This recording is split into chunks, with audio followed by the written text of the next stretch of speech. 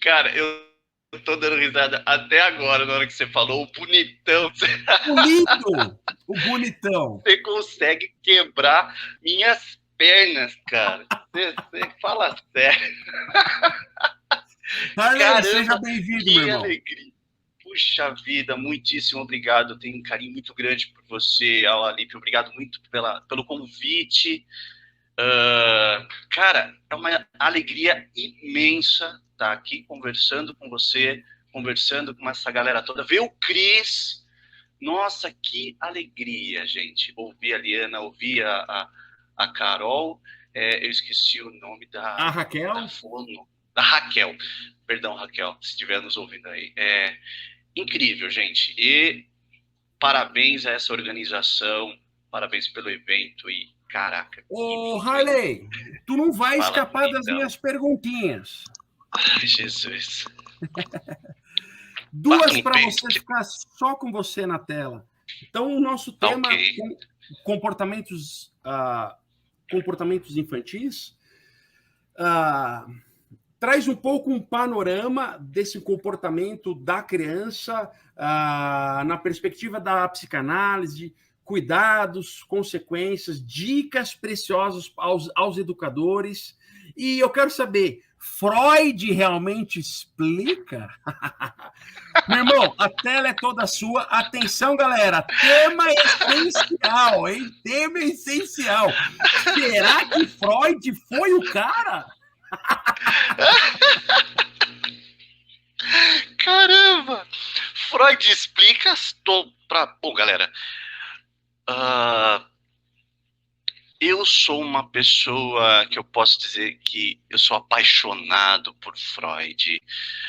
Eu já gostava de Freud muito, mesmo antes de iniciar meus estudos em psicanálise. E, gente, olha, tem duas palavrinhas que possam responder essa pergunta tão popular, né? São duas palavras simples, e essas duas palavras simples responderão a tudo que a psicanálise apresenta. A primeira palavra é mãe, a segunda palavra, pai. Sim. Então, se Freud explica, ele dirá, é a mãe, é o pai. Tenso. Primeiro que devemos ser muito gratos aos nossos pais, porque se não tivesse aí uma intervenção do nosso pai e uma intervenção de nossa mãe, uma união dessas duas pessoas, não existiríamos, tá? Então, mãe e pai.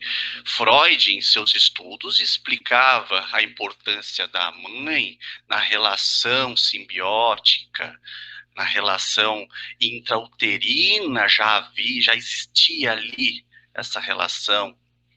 O pai é muito importante no momento castrativo, interventivo, tá? Então, é pai e é mãe. Perdão. Eu preparei aqui para vocês compreenderem um pouco sobre comportamentos. Quando estamos falando de comportamentos infantil, devemos entender que a importância do pai e da mãe, principalmente nos primeiros anos de vida da criança, é muito importante, porque a criança ela está no seu processo de desenvolvimento psíquico.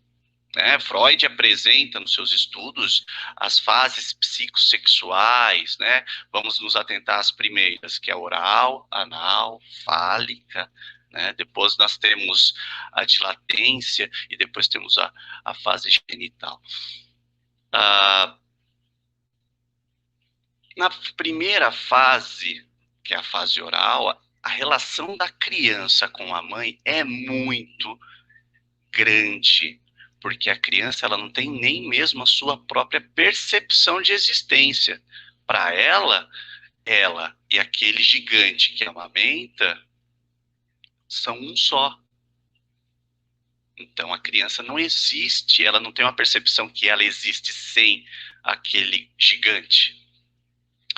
A fase, as próximas fases, no decorrer dos anos, é muito importante a presença paterna. Nos primeiros anos de vida, é muito importante a presença materna.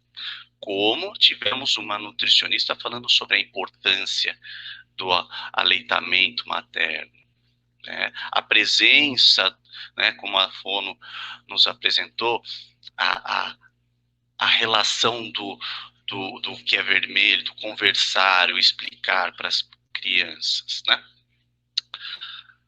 Nesses primeiros anos de vida, a criança ela começa a desenvolver o seu ego. E o que é o ego? O ego, ele é a percepção, é a personalidade. Ela tem uma percepção de si. O ego, ele administra nossos impulsos instintivos. Então, o ego, ele intermedia o que vem do pai, intermedia o que vem da mãe, chamado de superego, que são as regras, e afronta o id, que é o instinto. E existe o meio termo, que é o ego que começa a administrar essa busca, esses desejos, o que eu devo, o que eu quero, posso agora, é depois, meu pai me deu bronca, minha mãe chamou minha atenção. O ego começa a nos auxiliar na percepção de que ambiente eu estou e como eu devo interagir com esse ambiente. Bom, não vou me atentar tanto às técnicas, mas é muito importante para o desenvolvimento da personalidade a presença materna e a presença paterna. Vamos agora, hoje em dia, no mundo bem contemporâneo, uma presença feminina e a presença masculina é muito importante, porque é nesses momentos que esses adultos tomam uma função de ego auxiliar. A criança, ela está começando a perceber a que momento eu devo fazer isso, a que momento eu devo fazer aquilo, a birra. Os adultos entram nesse momento para intervir e explicar. Infelizmente, os adultos não explicam para a criança o que está acontecendo. Por que eu te coloquei de castigo? Por que você levou uma palmada no bumbum? Por que eu não quero que você mexa no meu material de trabalho? Nós adultos temos o hábito de adultificar a criança. A criança está aprendendo. Então, não devemos exigir, mas também não devemos subestimar.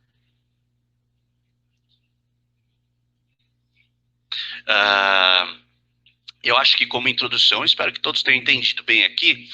O Paçoca fez um comentário bastante bacana, que ele falou, sim, sobre dicas, né? E também ele havia comentado sobre alguns cuidados, né? Então vamos falar um pouco dos cuidados maternos e dos cuidados paternos. Nós adultos, quando vemos uma criança, e me permitem depois, eu tenho dois casos aqui que eu trouxe para vocês, eu gostaria que vocês analisassem esse caso comigo, tá bom? Aí depois eu vou precisar da ajuda aí dos mediadores, tá? Mãe, nossa, é seu primeiro filho ou seu segundo filho? É o filho, é seu, veio de você, você carregou no ventre, que coisa mais linda. Mas o filho é para o mundo. Quantas mães ainda mantêm os filhos debaixo do braço, das asinhas, né? Pois é. A criança pode perder um pouco da noção de sua autonomia nesse momento. Porque quando ela é pequena e está na sua fase de amamentação, existe uma relação simbiótica e aos poucos ela vem aprendendo, vem desenvolvendo o seu ego, sua percepção de si. E ela começa a se perceber como um indivíduo, é a famosa individuação. Mas muitas vezes a mãe é acometida por um comportamento que não consegue cortar o cordão umbilical. Isso pode influenciar numa criança muito dependente, insegura, num adulto muito inseguro, até mesmo para tomar decisões importantes ou assumir responsabilidades. Pai ou o homem da relação, é muito importante mostrar e pontuar para os filhos quem é o pai. Freud era um cara, deixa eu só fazer uma introdução. Freud era um cara que era apaixonado por mitologia grega. Por isso que ele usa muitas referências da mitologia grega. Édipo, né, Narciso. Ele utilizava, desde a sua infância, Freud gostava muito da mitologia grega. Pai, porque Freud classifica como falo, né, a fase fálica da criança, onde ela começa a descobrir o prazer do pipi, através do pipi. E é nesse momento que nós chamamos da importância da castração, porque é nessa fase que a criança começa a ter interesses de conquistar a mãe. É nessas fases onde a criança, ou no caso o menino pela mãe, ou a menina pelo pai. Se vocês, educadores, perceberem bem, os pais, eu acredito que alguns percebem, mas ficam cegos pelo amor. Mas alguns educadores, eu acredito que já tenham percebido a menina se aproximando mais do pai, fazendo... Ou o menino buscando mais a mãe, tentando aquele charme para a mãe. Essa fase, que é a fase edipiana, e Freud apresenta como Édipo feminino, só um outro parênteses, complexo de Electra, quem fala sobre isso não é Freud, tá bom? É Jung. Mas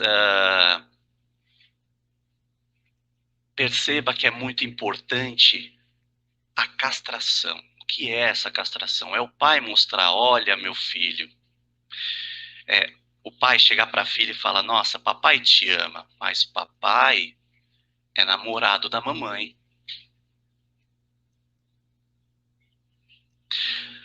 Eu tô no meu celular aqui, eu não vou conseguir ler essas letras miudinhas, senão vocês vão ficar muito focados. Então, eu vou abrir um espaço para perguntas daqui a pouco. Combinado. Tá ok. Outra, a filha, a mãe, nossa, meu filho me procura, tchu. Isso só vai alimentar o Édipo do menino. E nessas horas a mãe tem que mostrar, olha, mamãe te ama, mas a mamãe é namorada do papai. A mamãe prefere o papai.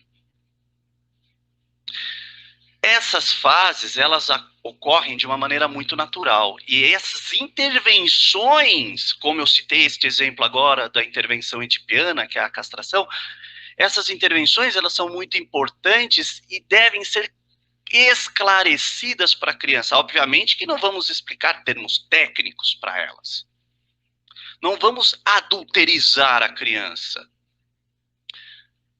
Mas ela precisa entender qual é o lugar dela nessa família. Ela não é o namorado da mamãe, ela não é a namoradinha do papai. É o filho, é a filha.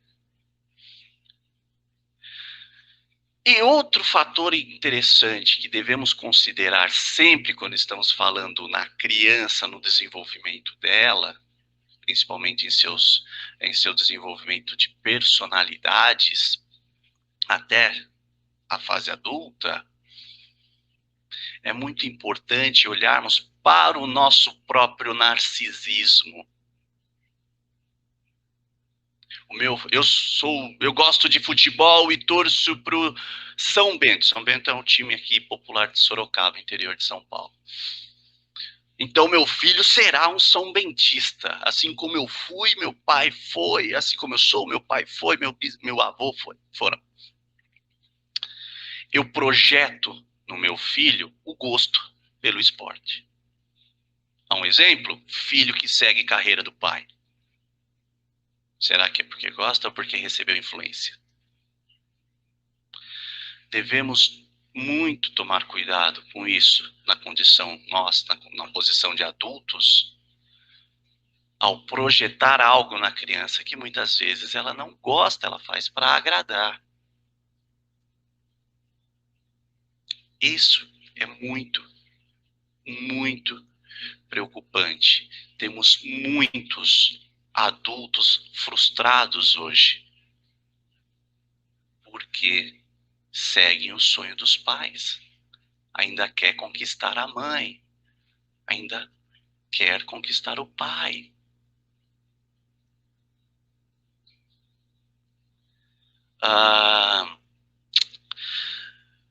Quando estamos falando de personalidade e desenvolvimento emocional de uma criança, devemos considerar o ambiente que ela está inserida.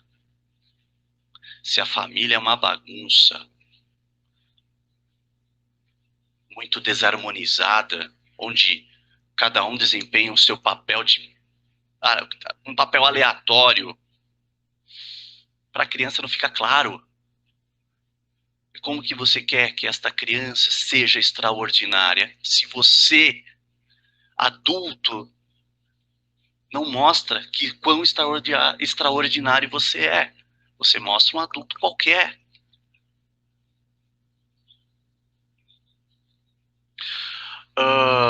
Bom,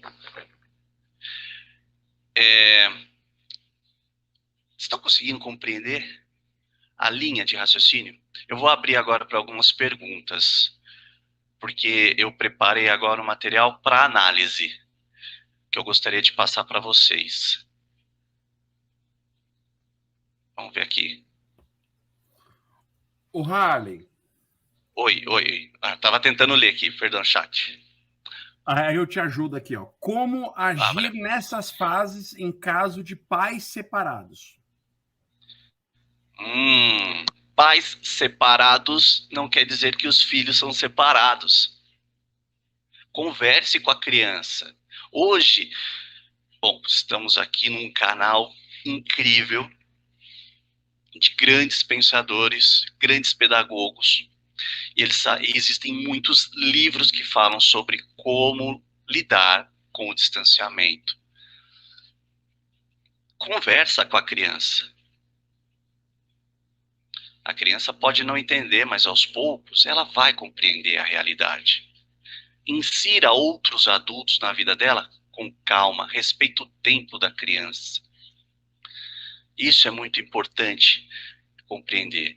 Mas os pais estando separados não quer dizer que o pai deixou de ser pai. Ou a mãe deixou de ser mãe, a não ser que sejam, como eu disse, estão desempenhando um papel totalmente errado. Não deu certo o seu relacionamento, não quer dizer que o seu relacionamento com o seu filho não dê. Boa. Próxima pergunta. Grande Mark Júnior, que está sempre com a gente. Já fica aí, viu, Paçoca? Pode compartilhar a tela, tá bom? Bonito. Como identificar que os comportamentos de um determinado aluno não condiz com a faixa etária em que ele se encontra? Existe um comportamento adequado para cada faixa etária escolar? Boa pergunta, hein? Como identificar comportamentos fora da caixa? Marcos, eu serei bem sincero para você que ficou a pergunta foi muito linda, parabéns. É observar e saber onde essa criança está inserida e qual é o contexto do ambiente que ela está inserido. Se você vê uma criança de 12 anos fazendo birra como se fosse uma criança de 5, é óbvio que tem algo aí. Se você, assim como nós vemos adultos com comportamentos infantilizados, você vê que não é natural. Você nota que não, dentro da sua própria expertise de desenvolvimento psicomotor, você já percebe que há alguma coisa aqui.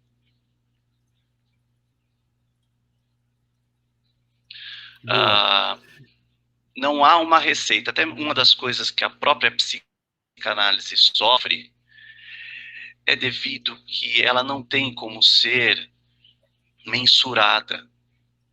Ela é emoção. O que pode ser tranquilo para o Paçoca, que estou aqui dividindo a tela comigo. Para ele é tranquilo interagir e conversar com a galera, mas eu tô numa sudorese, eu tô numa palpitação que não é tranquilo, entende? A psicanálise ela é muito subjetiva diante da mesma situação. Então, observe os seus filhos ou os seus alunos e veja se é condizente dentro dos padrões, dentro da linha da sua atuação. Não é? Vamos investigar em que ambiente ela está inserida. É uma criança de pais separados? Então, ela se infantiliza, quer a atenção de todos, ela vai fazer de tudo para unir os pais. Vamos compreender esses nuances, tá? Boa. Ó, perguntinha da Fernanda. Minha enteada fica toda confusa, nunca sabe se agrada a mãe ou o pai. Pai quer sair com ela e a mãe às vezes não deixa. Como que ela pode ajudar? Então, acredito que Fernanda seria a namorada, né? Do pai. É a terceira pessoa dessa relação familiar, né? Isso. É isso, tá. Fernanda, você é a terceira. Você é a terceira pessoa. Você pode se aproximar dessa criança sendo você nessa relação. E é muito importante compreender que a criança ela tem um elo com o pai biológico e com a mãe biológica. Então, são eles que devem intervir. Você pode sugerir se aproximar da criança como uma amiga para aliviar as próprias dores da criança, mas é muito importante os pais. É uma das coisas que mais aparece em clínica. Olha, por favor, atende meu filho. É como se fosse uma TV, um celular quebrado. Dá um jeito aqui. Aí, quando entra no assunto, pai, mãe, vamos conversar, de repente a criança melhora porque até mesmo não voltam. Então, Fernanda, conversa com sua parceiro, conversa com eles e orienta ao ponto de, olha, vocês têm que falar a mesma língua, a criança não tem culpa da separação. Tá? A Fernanda, deixa os pais resolver. Ela entra, então, como uma agregadora, não como uma divisora da atenção? Desculpa, cortou. A Fernanda, então, entra como uma agregadora e não como uma divisora de atenção. É isso, né? Isso mesmo. Boa.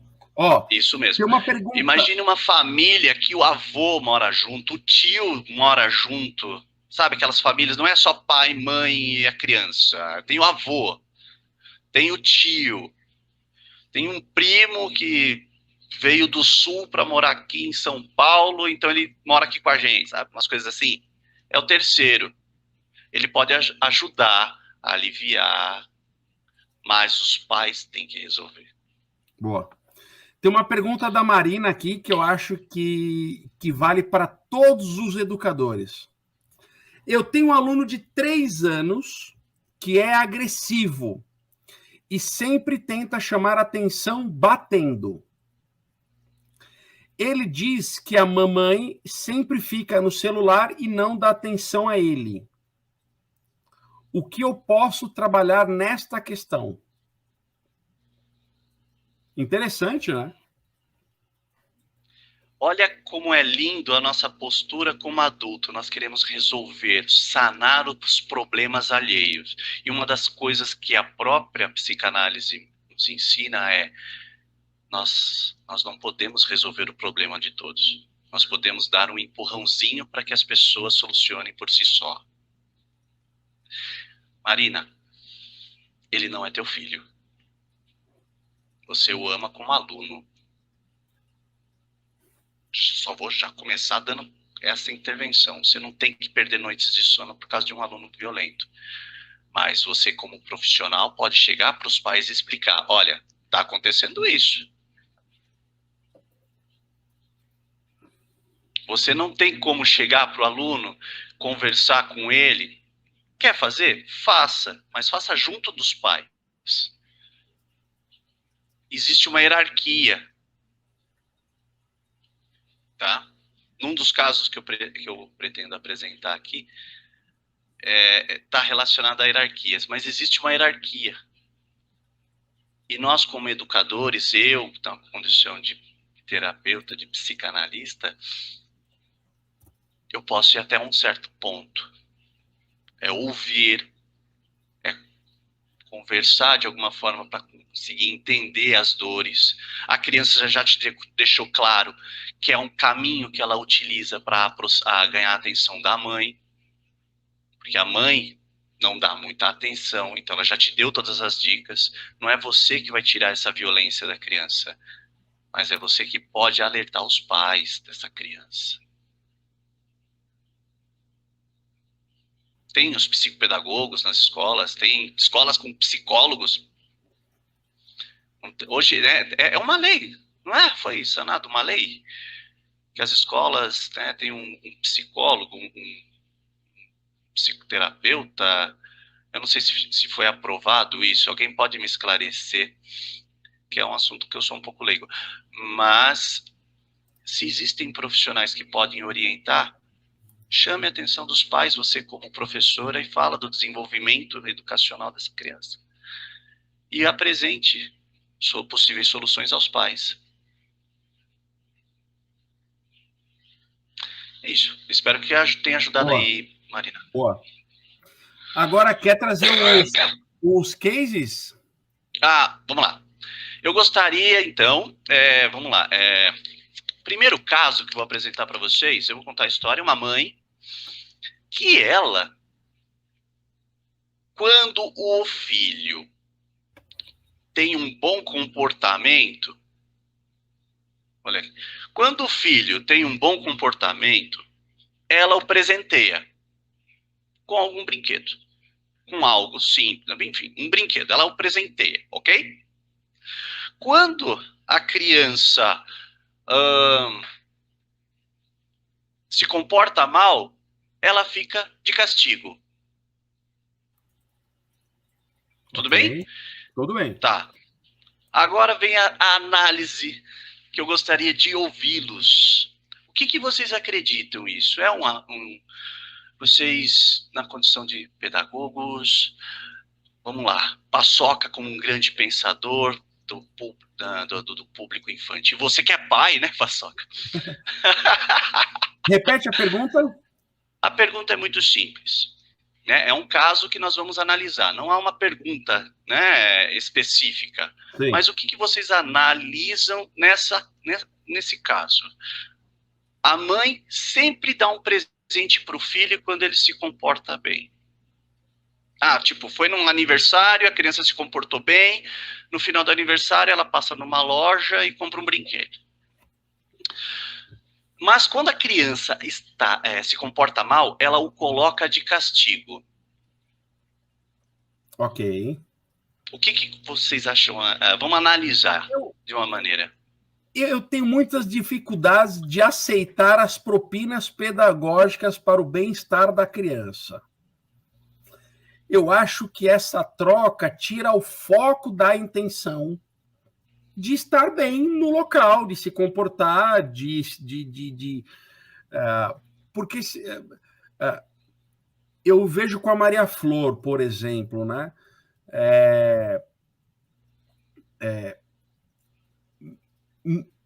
fazer essa propina vai sempre dar a ela foco ao produto final e não ao meio, e não aprendizagem, sabe? Percebe aí que a função superego é falho, é fraco. A criança, ela se torna manipuladora. Boa. A outra coisa, tá, mas eu tô punindo a criança. Ela se comporta mal, ela fica de castigo. Não é? Mas ela está de castigo no quarto, junto dos brinquedos que já conquistou. Percebe que muitas vezes o reforço, mesmo que acreditamos, por isso é muito subjetivo.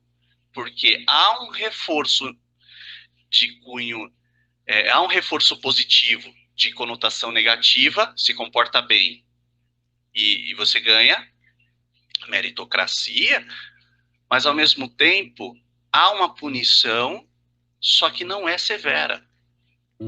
Boa. Mostra então aí a criança tendo uma interpretação de um superego. Lembra que eu comentei no começo, os pais eles tomam uma postura de egos auxiliares até a criança desenvolver sua própria personalidade.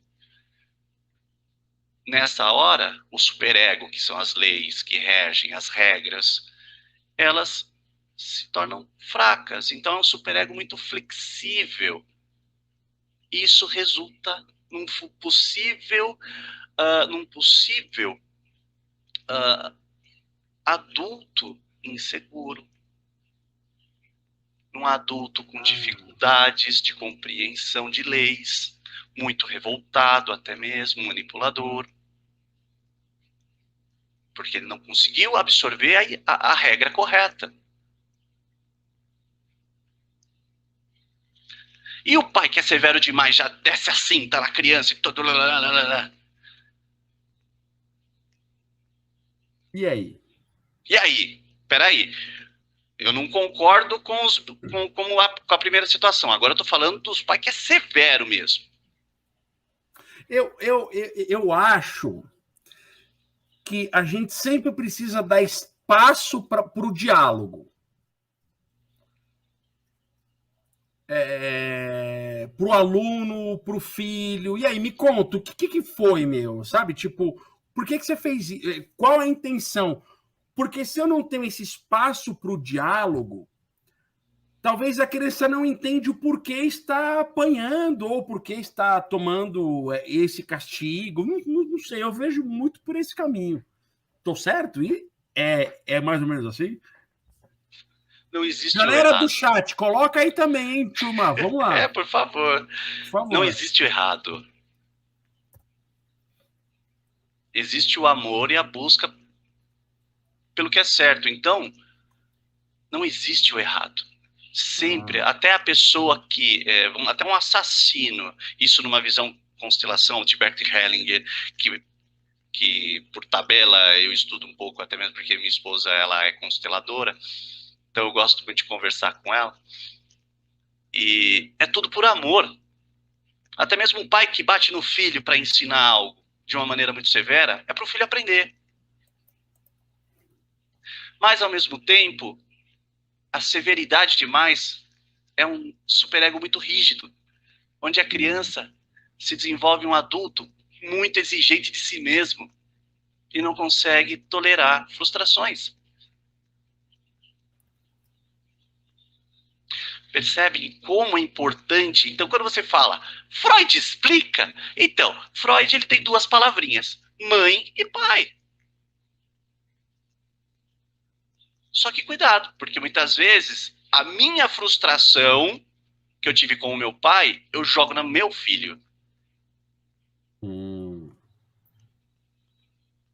Ou a minha frustração de mãe, eu jogo na minha criança. Que nós chamamos de projeção narcísica. Eu transfiro para a criança a minha frustração inconsciente. Olha que cuidado. Então, por isso é muito importante. Vai ficar de castigo, ok? Por quê? Você se comportou mal. Ah, mas eu me comportei muito bem. Eu estou orgulhoso de você. Você fez o que é certo. Parabéns. Olha que legal. O segundo caso é assim. É um caso que aconteceu comigo. Poucos sabem, mas eu já sou avô. Minha enteada nos presenteou com uma criança. Sabia, né, pessoal? Sabia, né? Lindo, lindo, Eu, lindo, eu lindo, sou lindo. apaixonado por esse moleque. Meu Deus do céu, Felipito é o máximo, gente. Eu falo, vovô. Ele me vê no computador, ele me vê no computador e quer sentar no computador também. Figuraça. Figurinha. E um dia ele levou bronca da mãe dele. E veio correndo, chorando, aos prantos, na minha direção, pedindo colo. O que eu faço? Nossa senhora, que pergunta difícil. Olha, O chat tá com um monte de gente falando aqui, né? não, a galera tá show, tá show, tá show, tá show. A galera tá. Oh, olha, vamos lá. Eu como pai, tá? Você como pai. Vamos lá. Eu acho que tá um pouco Maria cedo para Flor. você ser avô. Acho que ela vai ser mãe, mano, quando tiver uns 60 anos, se depender de você. Geralmente, tá? Geralmente eu falo assim: volta e vai conversar com a mãe, com a pessoa que deu a conversa, né? Vai lá e resolve, né? Vai lá e resolve. O meu sentimento é de abraçar, de pegar no colo, mas geralmente, tá? Geralmente o meu comportamento é vai lá e conversa, vai lá e resolve. Né? Pode ser com a Mary, pode ser com a minha mãe, pode ser com a minha sogra, com quem for. Vai lá e resolve. Depois o papai está aqui. 95% dos casos eu faço isso. Aperta o coração. Nossa, como aperta! E criança é um barato porque tanto filho como aluno, eles entendem a forma como pega a gente, né? É uma carinha um pouco mais chamegosa, é um papai mais carente. Perigoso, é. Criança é um barato, né, cara? Mas se a criança, me diga se aí. a criança pudesse se transformar no gato do Shrek, ela se transformava. Fazer aquela carinha, aquele olho daquela cena que ele faz segurando o chapéuzinho. Quem sabe, quem assistiu Shrek sabe que o gato faz aquela carinha de pidão. Só para não passar vazio aqui, ó.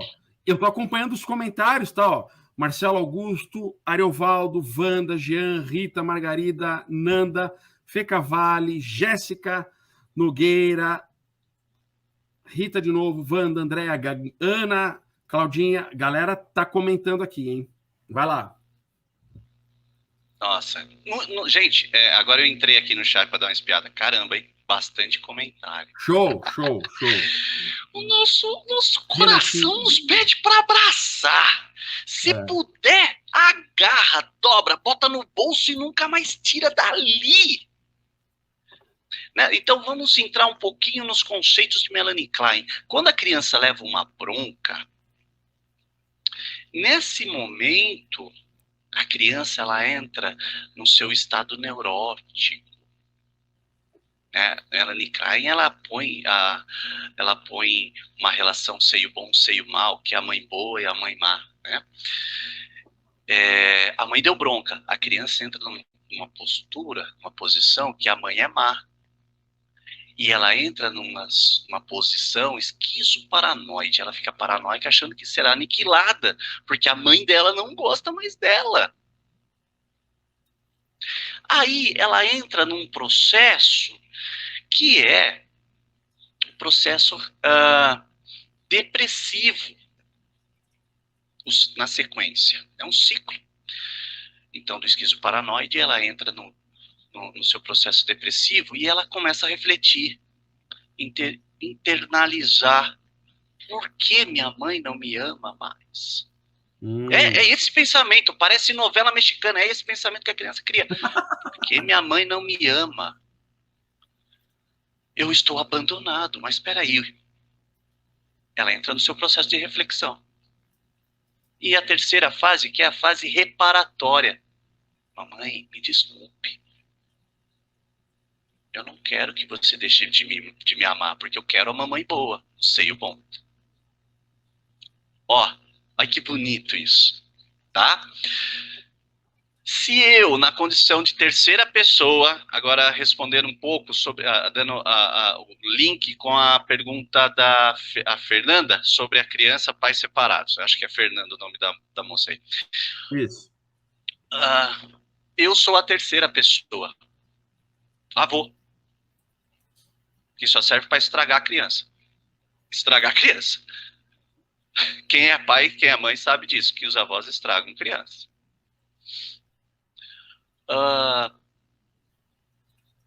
Eu, na minha condição de terceiro nessa relação, eu entro na minha posição racional, como todo mundo respondeu, maravilhosamente bem. Como eu disse, não existe erro, existem emoções e sentimentos. E não existem emoções erradas.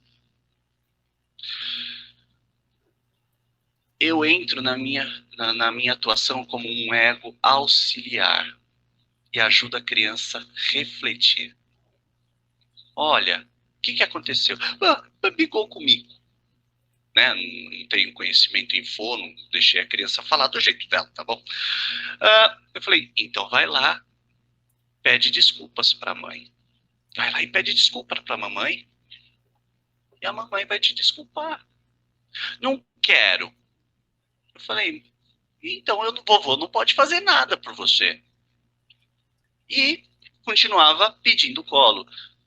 Eu falei, vovô pode te dar colo se você pedir desculpas para a mamãe. E ao mesmo tempo, sua mamãe deixar o vovô dar colo. Aí ele falou, não, ele queria mostrar que o interesse era dele e ele estava correto. Eu falei, então o vovô não pode fazer nada se você não pedir desculpas.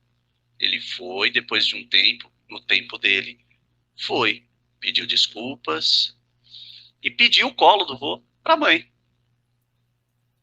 Ela falou, não merece o colo do vovô, mas eu vou deixar só um pouquinho. Aí ela autorizou, ela me incluiu nessa conversa. Aí eu, com o terceiro, entrei. Entende? Nós não podemos transmitir para a criança as nossas emoções. Podemos fazer ele gostar do Homem-Aranha, como eu gosto. Podemos fazer ele gostar. E ele gosta do Homem-Aranha. Legal.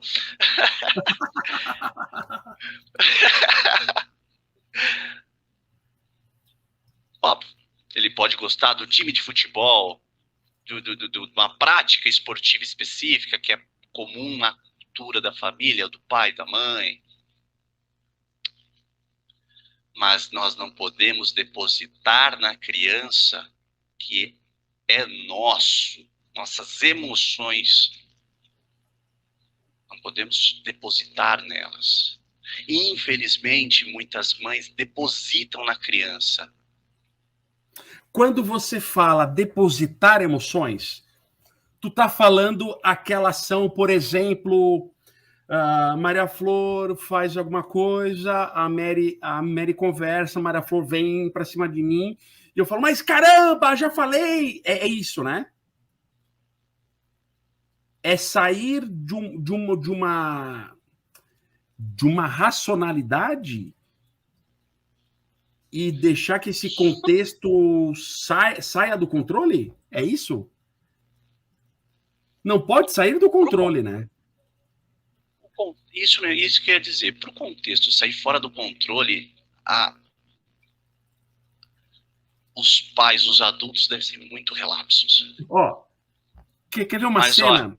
Olha, só para te responder, Vai. rapidinho, prometo. Não esquece aí. você é o castrador da família, é a figura masculina. Quando Freud fala sobre fase fálica, que ele utiliza a referência mitológica do deus falo,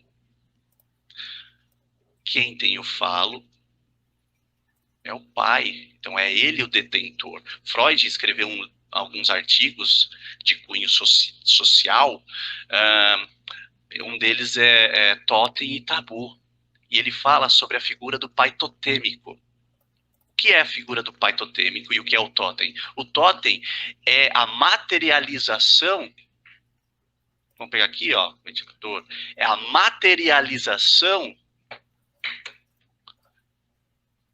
do que é um tabu, do que é lei.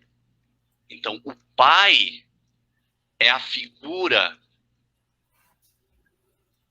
da lei, assim como o policial, assim como Deus para a religião. Por mais que não venha a figura Deus, mas idealizamos como é uma figura de Deus. Então, cria-se o totem para materializar o que é o tabu. Então, quando você fala alto na casa, até a Mary escuta. Deve ser combinado, ó, tudo bem. Mas até a Mary escuta. Eu sei que não é, que é ela que manda aí. Mas quando o pai fala mais alto, até a mamãe escuta. Olha. Boa. Porque Ó, eu sou o detentor. Galera, temos mais 10 minutinhos. A galera aqui do chat participem mesmo, galera, porque a oportunidade é única. Ó, você fez um comentário que gerou alguns comentários interessantes. A minha amiga Silva Bate, que é uma grande referência na área da natação, colocou assim: então, brincando um pouquinho, ela coloca brincando um pouquinho, quem foi criado por avó será um adulto estragado?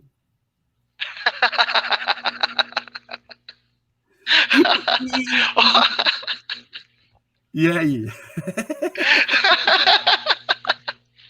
Então, acho que muitos adultos já estão tudo estragados já. Eu mesmo estou estragado. Boa. E aí? É muito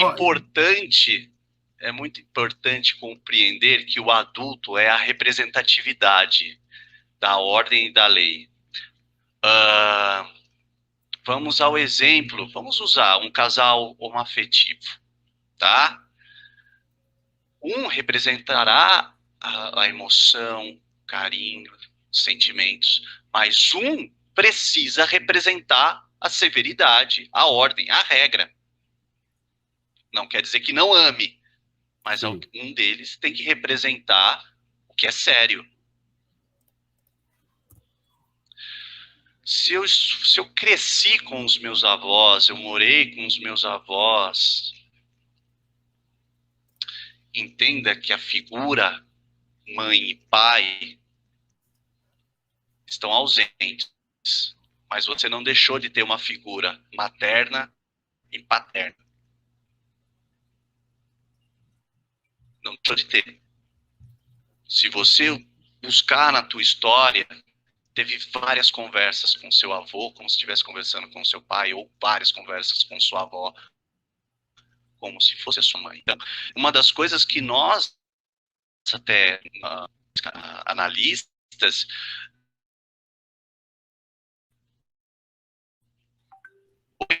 aqui piscou, tudo ok, né?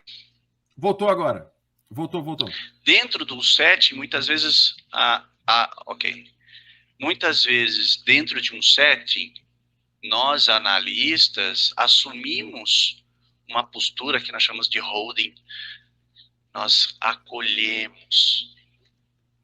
Nós fazemos um papel de maternagem com os nossos pacientes, clientes, porque muitas vezes é esse holding que ele não teve do pai e da mãe. E encontra no seu analista. Eu posso encontrar isso no meu avô e na minha avó. Tá? Espero que eu acho que eu consegui responder. Boa, boa.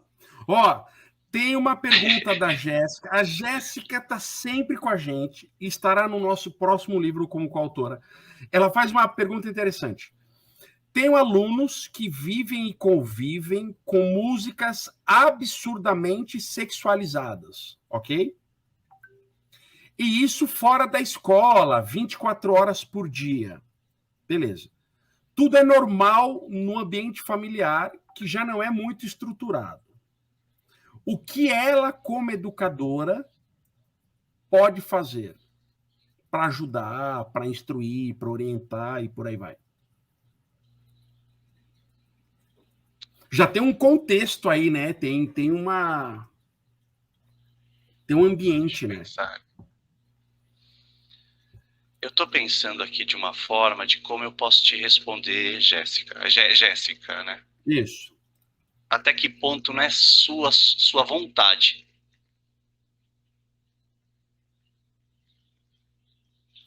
Tem que ver se não é sua vontade, Jéssica. Entendi. Se é você que está incomodada, então é melhor você compreender que se é teu filho, você intervém. Agora, meus alunos estão inseridos numa cultura. Se isso te incomoda, então tem que entender se não é seu isso. E você está transferindo esse incômodo para os seus alunos. Por exemplo, eu já passei por essa situação algumas vezes na escola. Perdão. Você acha que, por exemplo, fazer um projeto trazendo outras referências musicais, trazendo um diálogo, porque assim, talvez como educador eu vou ficar incomodado com os meus alunos ouvindo desce, desce, rebola e vai para lá e vai para cá, assim, né? E aí, eu lembro que a gente fez um projeto de música lá na escola, a gente fez uma análise da música brasileira, demos outras referências, porque, de fato, essa é uma situação complicada, às vezes, para nós. Talvez o me incomodar primeiro me dá uma necessidade de agir. Estou errado? Mas o que adianta fazer todo um projeto se a cultura é mais forte?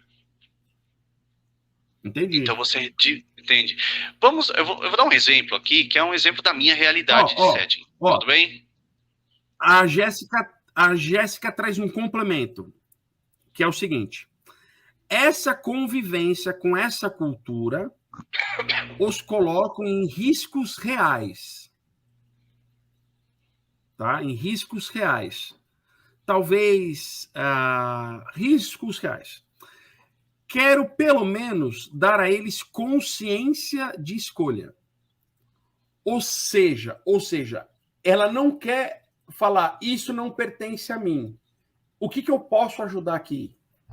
Ótimo. Aí entra no seu papel de pedagoga, professora, desenvolver projetos, tá? O exemplo que eu ia dar, acho que vai responder esse complemento também.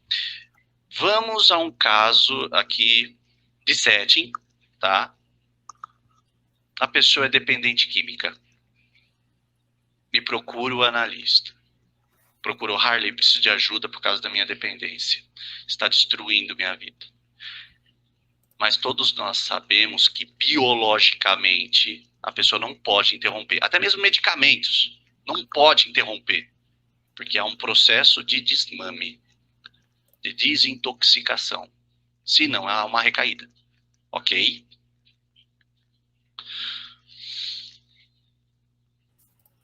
Então buscamos maneiras de reduzir os danos. Se a pessoa é adicta e consome 6 garrafas de cerveja por dia, tô aqui fazendo um número aqui. Ok, você consegue reduzir para 4 garrafas por dia? Você consegue reduzir para uma garrafa por dia? Entramos num processo de redução de danos. Isso eu estou falando dentro de um setting analítico, onde uma pessoa apresenta um quadro de terapias e tudo mais. Estou dando um exemplo de setting. Não estou falando de aluno que escuta músicas. Sim. Tá? O que eu quero dar o exemplo é, você, dentro da sua expertise, que você, como educador, que está inserido no ambiente cultural do seu aluno, não é o aluno que entra no seu ambiente cultural, correto? Okay. É o professor que vai até a escola. Como eu posso diminuir os riscos, os danos dessa cultura no meu aluno? É desenvolver um projeto onde ele possa pesquisar novos ritmos, uma viagem pelos ritmos do mundo? Sei lá. E, ao mesmo tempo, compreendo o ambiente que ele está. Essa música retrata a realidade dele. Então, ouça a música. Fale a língua do seu aluno. Não insira ele na sua cultura. Quando eu trago para a minha cultura, mostra que eu estou inseguro. Por isso que eu, na condição de analista, eu entro na história, na verdade, do meu cliente. Boa. Boa. E se é pesado, e se o assunto é pesado para mim, muito obrigado, mas eu não posso te ajudar. Vou te encaminhar alguém que possa. Eu, como professor, eu não posso ajudar meus alunos. Orientador, diretor, equipe de docentes, me ajudem, por favor. Paçoca, brincadeiras e jogos, me ajudem. Como eu posso desenvolver para reduzir os danos culturais? Boa. Boa. Ó, galera, 2 últimas perguntinhas. Temos a pergunta do Adalberto aqui e depois só mais uma, hein? Já passamos o tempo. Quando eu falei aqui, vamos finalizar. Quando eu falei aqui, vamos finalizar, galera, não termina não sei o quê.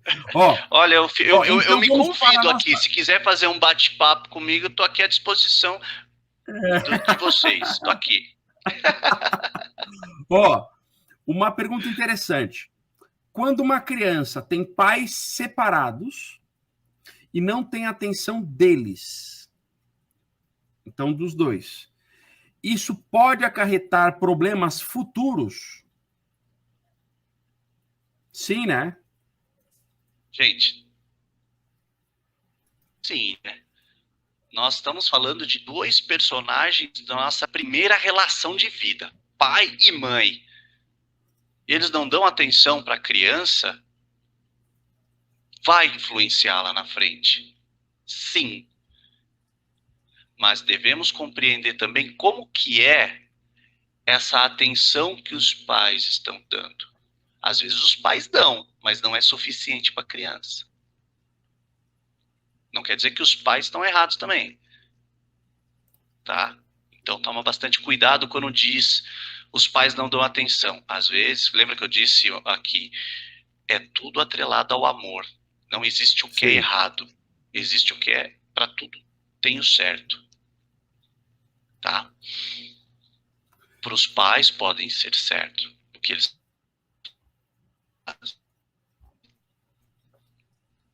não julgar os pais. Você está usando os seus sentimentos, jogando na criança.